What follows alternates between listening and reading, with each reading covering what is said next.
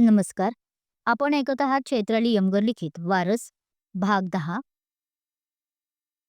रश्मी ती आपल्याच विचारात हरवली होती की मागून आता तिला मधुराताईंनी आवाज दिला. त्या खूप घाईत होत्या असं वाटत होतं. भरभर चालत असताना त्या एकसारखं आपले मंगळसूत्रही नीट करत होत्या. त्यामुळे तिच्याकडे त्यांचे लक्ष नव्हते. ओह सॉरी, मी ते नॉक करायला विसरले. पण तिला असं आरशात स्वतःला निहाळताना त्या पाहतात, तसं त्या दारावर थबकतात आणि दिलगिरी व्यक्त करत म्हणतात, आत्या. आणि त्यांना आरशात पाहून तीही मागे वळते आणि त्यांचा हात धरत आपल्या खोलीत घेऊन येते. आत्या, किती तू फॉर्मल झाली आहेस. कालपर्यंत जी मला माझी आत्या हवी हवीशी वाटत होती, ती आता माझी सासू झाल्यावर एकदमच खडूस सासू होऊन बसली आहेस. अगदी मराठी मूव्ही मधील त्या खाष्ट सासूसारखी, की आपल्या सासूची तक्रार करत होती.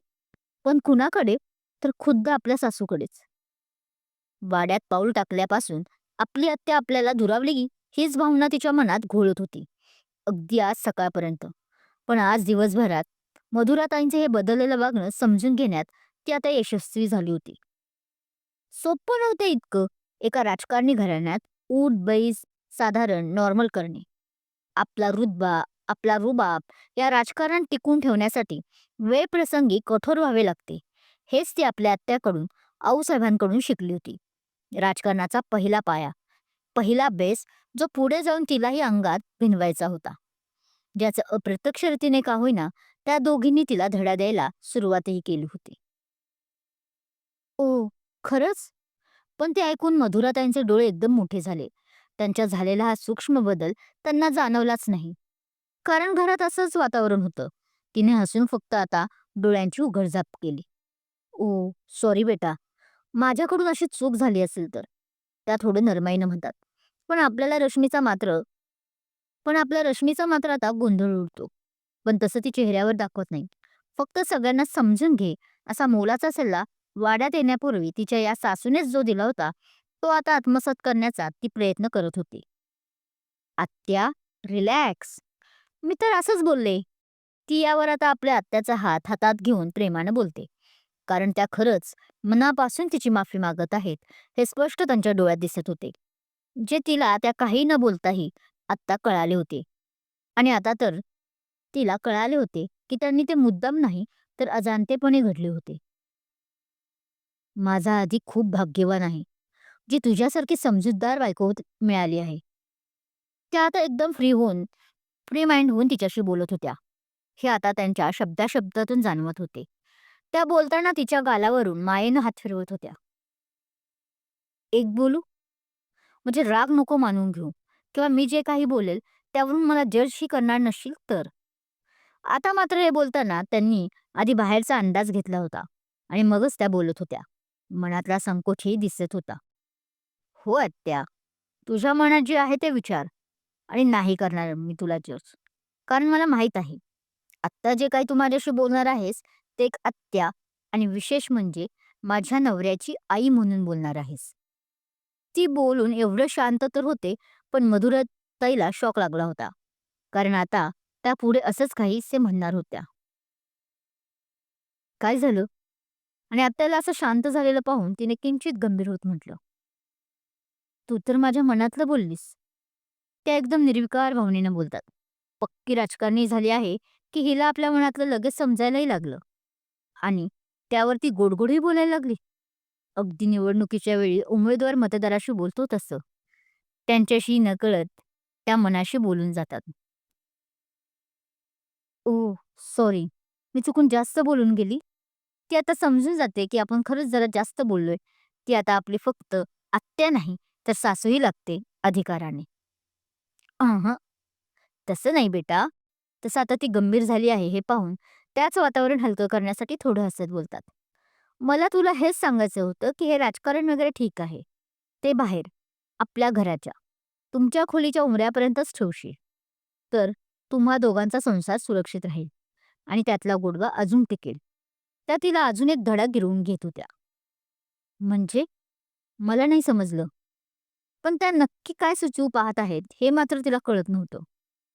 अगं म्हणजे, ती थोडी घाबरली आहे की काय आपल्या बोलण्यानं? असं वाटून ते आता खूप प्रेमळ आवाजात बोलायला लागतात. उद्या जाऊन बाहेर तुमच्या दोघां पक्षात वाद झाला तरी तो घरी आपल्या खोलीत घेऊन यायचे नाही. नाही त्याला आणू द्यायचा. समजलं ना आता? त्या तिला संक्षिप्तमध्ये स्पष्टीकरण देत बोलतात. ओह! हां आत्या. तसं आता तिला लक्षात आले आणि तिने हसत आपल्या डोक्यावर टपली मारत म्हटले, "आय प्रॉमिस आत्या. तुझा हा सल्ला मी कायम लक्षात ठेवेन." "हं, पण मला अजून एक तुझ्याकडून प्रॉमिस हवे आहे." ते आता परत गंभीर होत बोलतात. "हां, बोल ना आत्या." पण आता ती कूल होती. "असं नाही." त्या मान हलवत तिचा हात आपल्या डोक्यावर ठेवत बोलतात.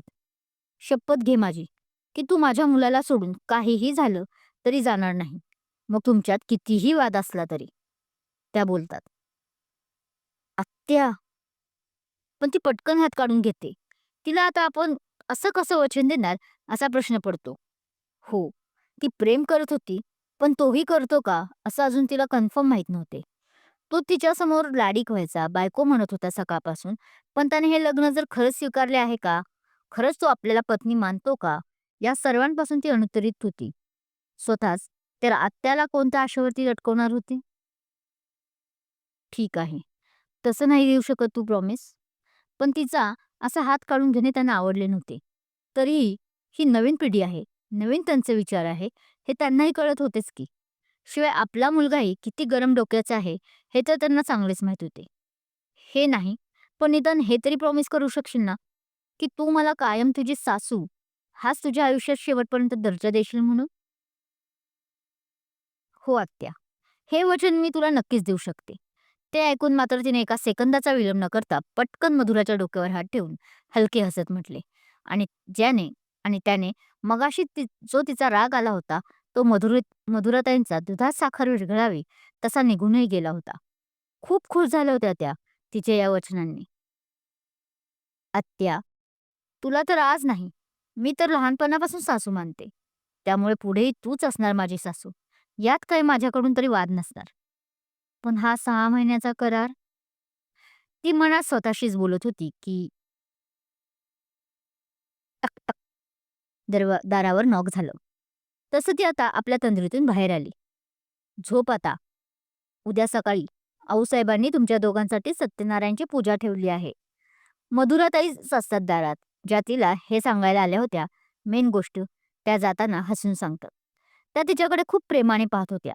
तिला असं हरवताना पाहून ती नक्कीच आपल्या आधूचा विचार करत असणार असं त्यांना वाटत होते आणि म्हणूनच त्यांचाही चेहरा प्रसन्न वाटत होता मघापासून. भाग कसा वाटला समीक्षा करून नक्की सांगा. पुढील भागाचे नोटिफिकेशन मिळवण्यासाठी आजच मला फॉलो करा, जेणेकरून तुम्हाला पुढील भागाचे अपडेट्स मिळत राहतील. Thank you. आणि कथेतील घटना, पात्र हे काल्पनिक आहेत. त्यांचा वास्तविक जीवनाशी काही संबंध नाही आणि तसे आढळल्यास तो केवळ योगायोग समजावा ही विनंती. धन्यवाद.